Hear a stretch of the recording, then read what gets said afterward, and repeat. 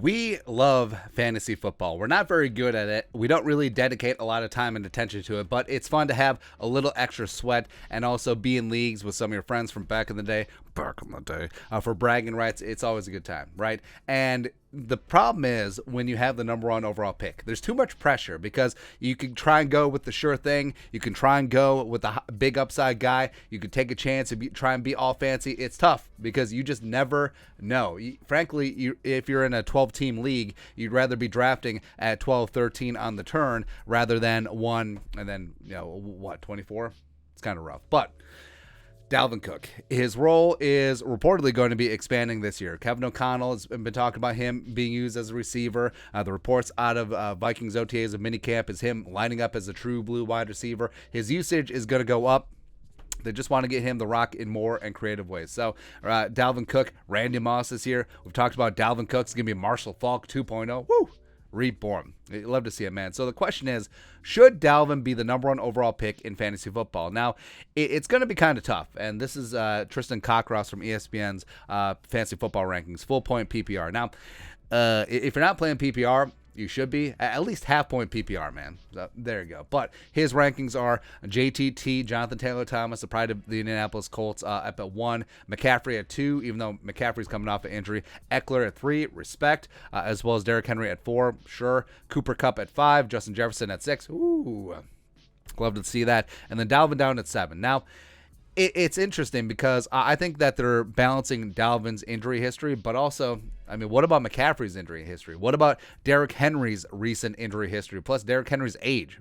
Why doesn't that factor in a little bit more? I feel like that it's so easy just to paint Dalvin with the injury-prone brush because he hasn't finished a full season in his career, but I think it's something that has to be baked into the cake. Plus, I forget who pointed out, I talked about this stat the other day where Dalvin is the only running back in the last 3 seasons to have 1,100 plus yards rushing. So even though he's been dinged up, that you have to factor that in. Like, hey, maybe he will miss 1, 2, 3 games a season. He's still going to be viable. And plus, his expanded role this season, I think you need to throw out his career stats where you look at Dalvin, it's like, well, he's not really much of a receiver. His career receiving high is 63 catches in 2019, as well as 519 yards, and he's never been a big touchdown producer in that spot. But I think that you're going to find a situation where Dalvin is going to be used a lot more in the receiving game. Again, not just flare-outs, not just little bubble screens out of the backfield, not just little swing passes, but actually as a true blue wide receiver. And I think that he has a chance to rack up yards after catch. I think that he has a chance to be a factor in the red zone. Like, if you're a linebacker or a safety, you're going to try and cover Dalvin in the red zone. Good luck.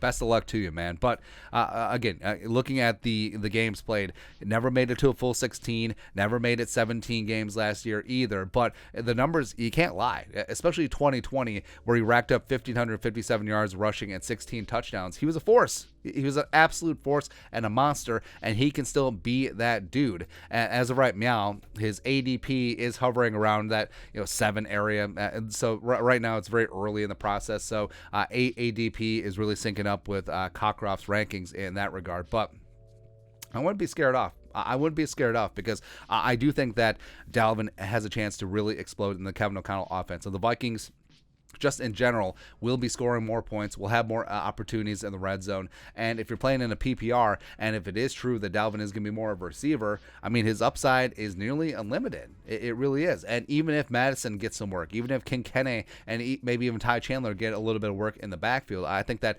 Dalvin, even if he misses a couple of games, which has happened throughout the first 5 years of his career, I don't think that matters that much. I think that you will take that value because on a given day, Dalvin has a chance to go off for a number of touchdowns as well as 200 plus yards from scrimmage.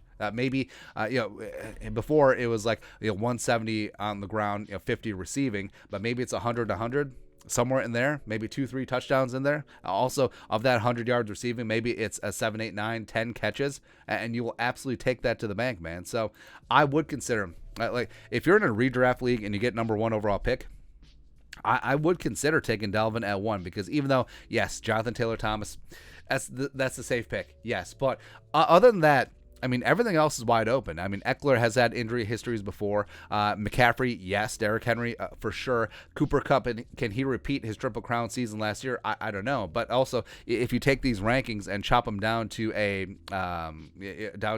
half-point PPR or even just a standard scoring league, then obviously Dalvin's going to be up there. So I would take a shot. Like, should JTT and Dalvin be Jonathan Taylor Thomas is the safe bet. He's going to get the rock in Indianapolis. Dead arm Matt Ryan. They're just going to run the piss out of the football. They got a great offensive line. That's what they're going to do. Yes, that does make sense. So he would be the safe option. Dalvin will be rolling them bones, baby. Because, again, what happens, knocking on all the wood, what happens if Dalvin has a fully healthy season and the Vikings offense is akin to the 98 Vikings and Dalvin really is used like Marshall Faulk? Come on, son. I'll take the big upside play all the time, man. That's right, baby. But your thoughts are thoughts. Should Dalvin Cook be the number 1 overall pick in fantasy football this season? Let us know your thoughts and our thoughts in the comment section below. Subscribe for daily Vikings takes. Once worth of work, put a little something in the Venmo. But until next time, Skull, production value.